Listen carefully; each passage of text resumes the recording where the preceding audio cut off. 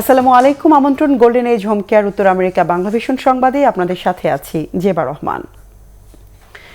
ইরানে Ayatollah Ali Khamenei সরকারের সময় ফুরিয়ে এসেছে, সময় হয়েছে নতুন নেতৃত্বের। শনিবার এক সাক্ষাৎকারে মার্কিন প্রেসিডেন্ট ডোনাল্ড ট্রাম্প এসব কথা বলেন।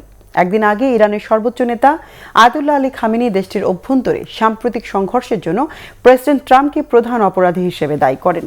পাল্টা উত্তরে প্রেসিডেন্ট ট্রাম্প বলেন, আলী খামেনি একজন অসুস্থ মানুষ। ইরানের অভ্যন্তরে ধ্বংসাত্মক পরিস্থিতির জন্য খামেনিই দায়ী। নিজেকে যুক্তরাষ্ট্রের একজন যোগ্য প্রেসিডেন্ট উল্লেখ করে প্রেসিডেন্ট ট্রাম্প বলেন, যুক্তরাষ্ট্রে পরিস্থিতি নিয়ন্ত্রণের জন্য কাউকে হত্যার নির্দেশ দিতে হয় না। ইরান খুব খারাপ সময়ের মধ্য দিয়ে যাচ্ছে এবং দ্রুতই নেতৃত্বে পরিবর্তন এনে নতুন সরকার গঠনের তাগিদ দেন মার্কিন প্রেসিডেন্ট।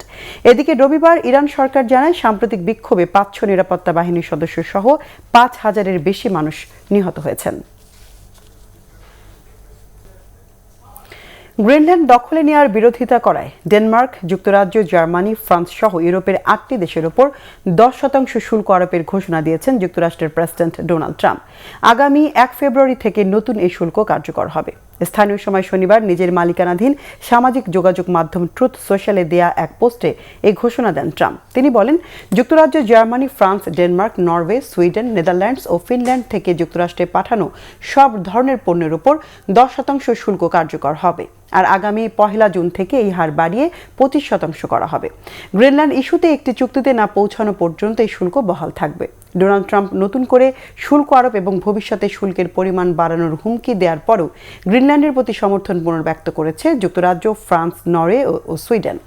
শুল্ক হুমকির বিষয়ে উদ্বেগ জানিয়েছে ইউরোপীয় ইউনিয়ন। সামাজিক মাধ্যম এক্সের এক পোস্টে ইউরোপীয় ইউনিয়নের পররাষ্ট্রনীতি প্রধান কাজা কালাস জানিয়েছেন, শুল্ক আরোপ আটলান্টিকের পারের দেশগুলোর সমৃদ্ধিকেও নষ্ট করবে এবং রাশিয়া ও চীনের জন্য গ্রিনল্যান্ড দখল করা আরও সহজ হবে।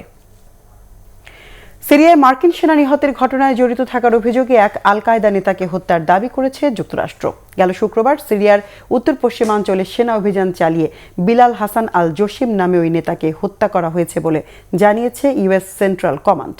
তারা জানিয়েছে, নিহত বিলাল হাসান আল জসিমের জঙ্গি গোষ্ঠী আইএসআইএস এর এক বন্দুকধারীর সঙ্গে সরাসরি যোগাযোগ ছিল।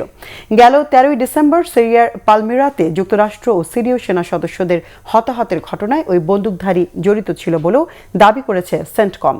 গেল 13 ডিসেম্বরের পর থেকে মার্কিন বাহিনী সিরিয়ায় একের পর এক হামলা চালিয়ে যাচ্ছে। এরই মধ্যে শতাধিক আইএসআইএস নিশানায় হামলা চালানো হয়েছে বলে জানিয়েছে মার্কিন সামরিক বাহিনী। যারা মার্কিন সেনাদের ক্ষতি করেছে তাদের বিরুদ্ধে কঠোর শাস্তিমূলক ব্যবস্থা নেওয়ার ঘোষণা দিয়ে রেখেছেন যুক্তরাষ্ট্রের প্রেসিডেন্ট ডোনাল্ড ট্রাম্প। দর্শক, এ ছিল এখনকার মতো। আগামী বুধবার বাংলাদেশ সময় সকাল 6টা, মঙ্গলবার নিউ ইয়র্ক সময় রাত 8টায় উত্তর আমেরিকা বাংলা ভিশন সংবাদ দেখার আমন্ত্রণ রইল। এতক্ষণ সঙ্গে থাকায় ধন্যবাদ সবাইকে।